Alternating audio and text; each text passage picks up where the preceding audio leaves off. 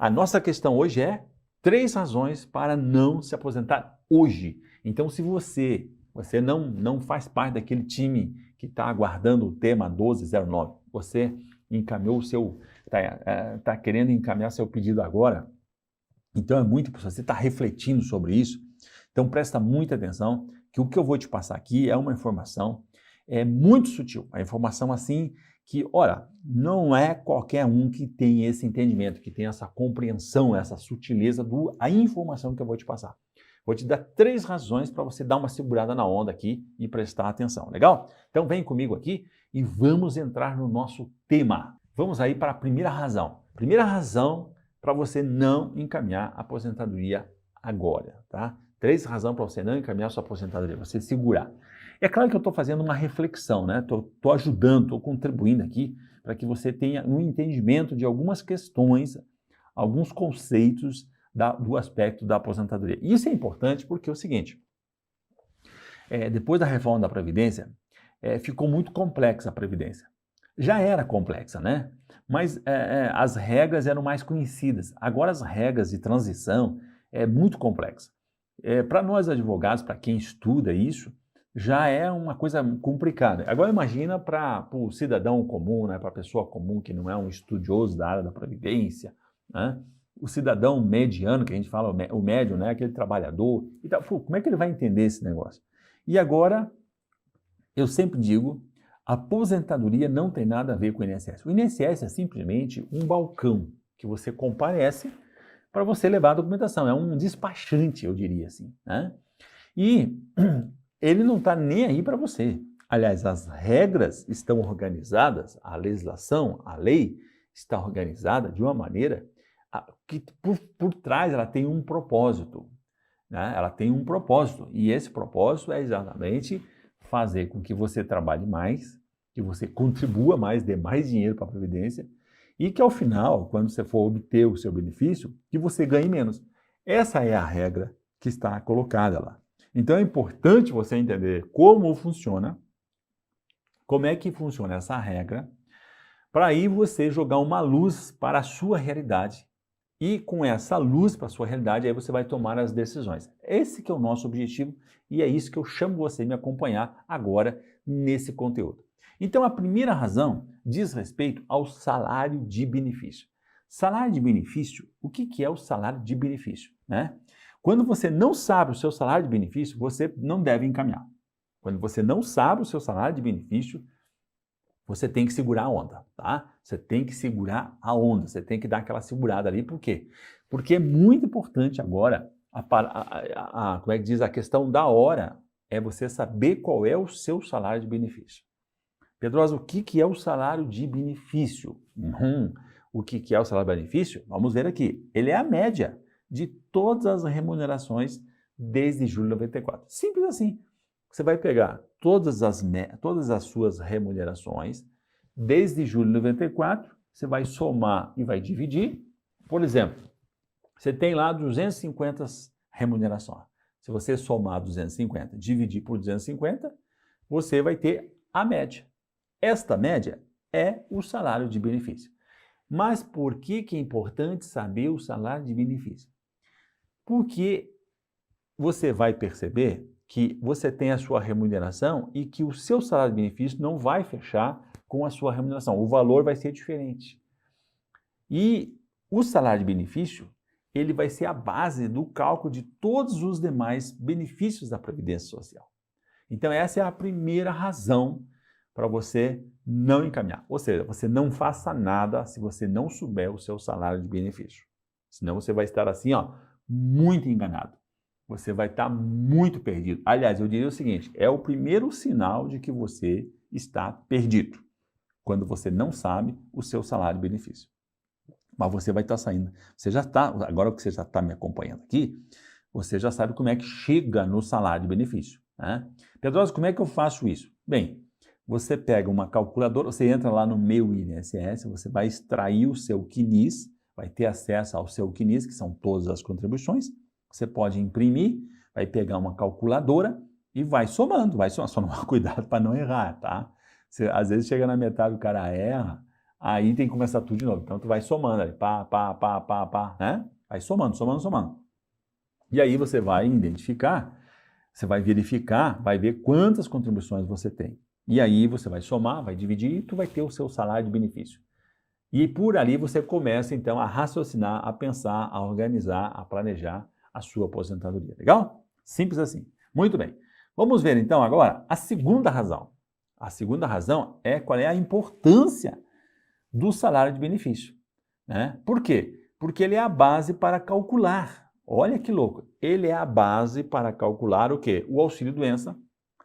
A gente pensa muito na aposentadoria, mas entre a aposentadoria e entre aonde você está hoje, o seu ponto A, para chegar no ponto B, você tem um caminho para percorrer.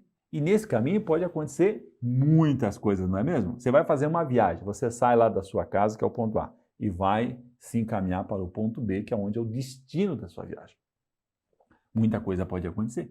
Por isso que você não pode fazer uma viagem sem se preparar para essa viagem, né? Fazer o roteiro, verificar as paradas, verificar o veículo, o carro, fazer uma revisão, né? Fazer um checklist, ver se você não está esquecendo nada, etc, etc e tal. E muita coisa pode acontecer no caminho, furar um pneu, né? De ter um trânsito lá que vai atrasar a tua viagem, acontecer um acidente lá na viagem, alguma coisa, sempre acontece, uma chuva que acontece e vai atrasar o desenrolar do trânsito, o fluxo do trânsito, etc, etc e tal, né?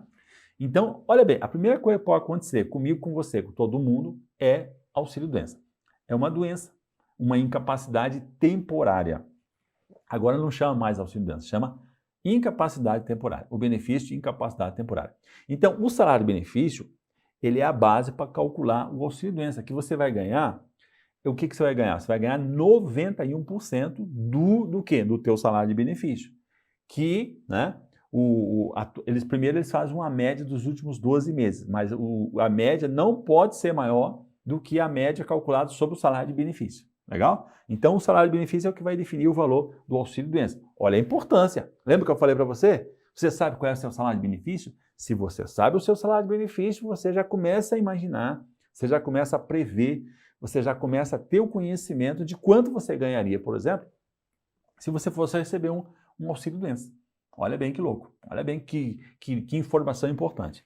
Segundo, ele serve para calcular também a aposentadoria.